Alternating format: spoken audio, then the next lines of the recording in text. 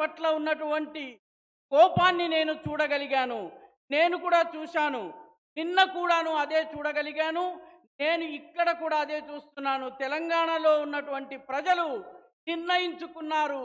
మోదీని మరొక్కసారి విజయం దిశగా తీసుకుని వెళ్ళాలని చెప్పి నిర్ణయం తీసుకున్నారు. తెలంగాణ కూడా చెబుతోంది तीसरी बार मोदी सरकार అని చెప్తోంది.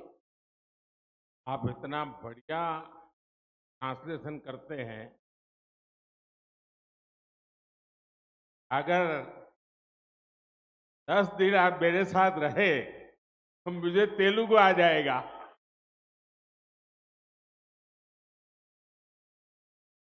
आइए।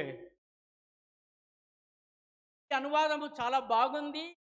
వారితో పాటు 10 రోజులు ఉండే సౌభాగ్యం నాకు లభిస్తే వారికి తెలుగు వస్తుంది. నా జీవితం ధన్యమవుతుంది.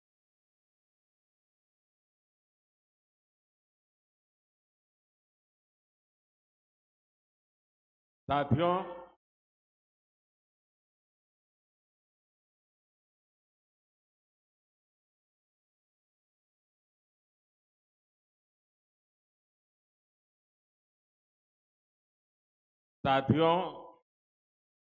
तेलंगाना